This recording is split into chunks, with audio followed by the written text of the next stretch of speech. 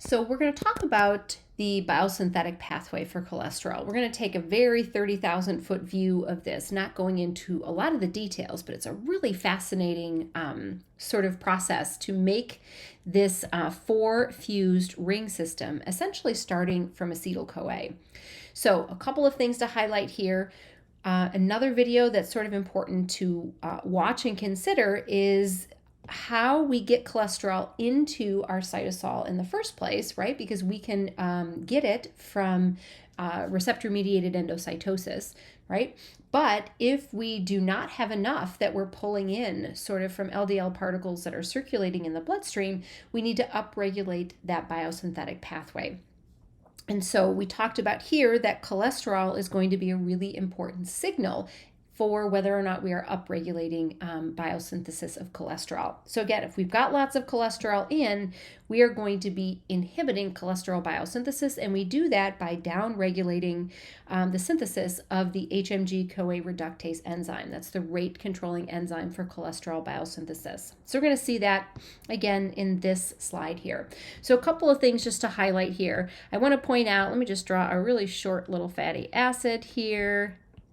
Right? If we've got a fatty acid, we've got a carboxylic acid group there. We've got an alcohol that we have in cholesterol. So we can have esterification. And I think I've talked about this in other videos, but I haven't really shown it with structures until just now. But we can create an ester linkage here, essentially hooking a fatty acid to cholesterol, and that creates those cholesterol esters. And oftentimes when we see circulating cholesterol that's in LDL particles, it's as these cholesterol esters. Okay, so talking about actually how we biosynthesize cholesterol, cholesterol at its core is synthesized from acetyl-CoA. So kind of an interesting chemistry here. So we're going to have 3 acetyl-CoAs, right? So that ends up being 6 carbon atoms. We're going to do some carbon counting as we do things here. Those 3 acetyl-CoAs, 6 carbon atoms, are hooked together to make something called HMG-CoA. And again, we're not really looking at any structures that we have here, but HMG-CoA is a really important precursor for lots of different things, okay? Specifically, HMG-CoA is used to make acetoacetate.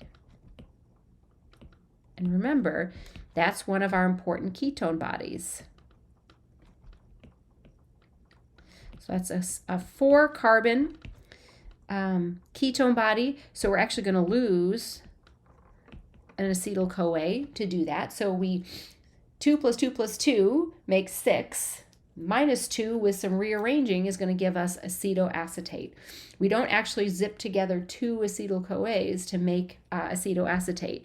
So this pathway does not happen like that to make acetoacetate. It's not hooking together 2 acetyl-CoAs. But the important piece that we're talking about right now is we're going to be taking and using an enzyme called HMG-CoA reductase. And that is the money enzyme, because this is the rate controlling step in cholesterol biosynthesis, okay? Makes something called mevalonic acid. And we're really not going to get into a lot of the details in terms of structures or names for things, so don't worry about that too much. But importantly, I want to highlight that this is where statins operate. Right?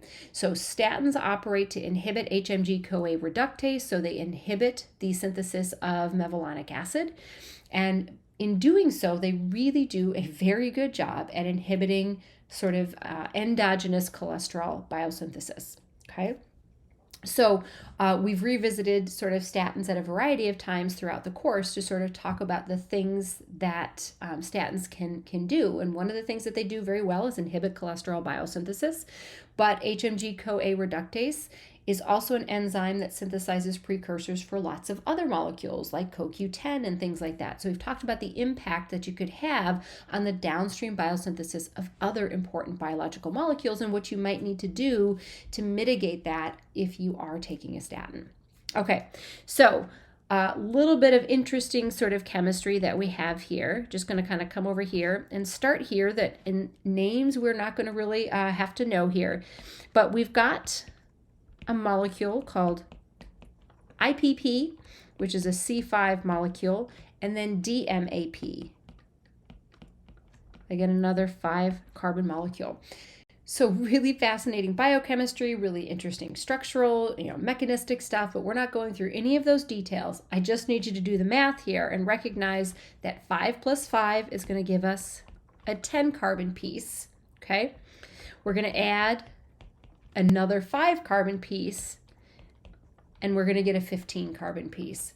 We're going to do that process all again, and we're going to get another 15-carbon piece, and we're going to get to a 30-carbon piece that we're going to call squalene.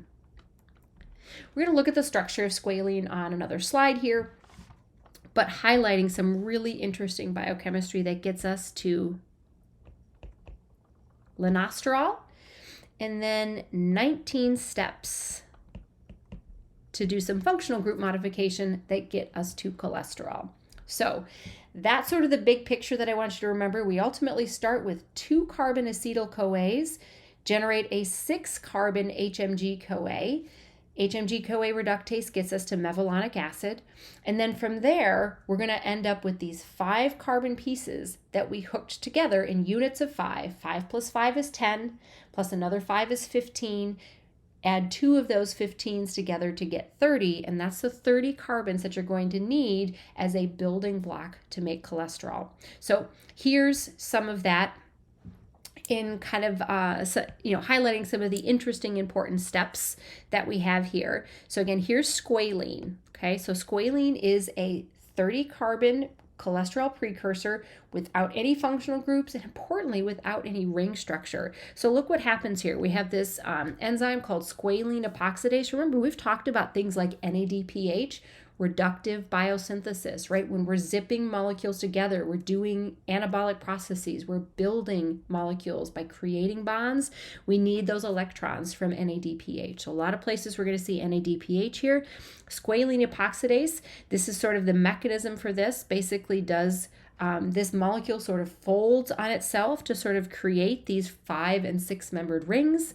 We do sort of some really neat sort of ring closing chemistry to generate this linosterol precursor. And remembering that linosterol is basically 19 steps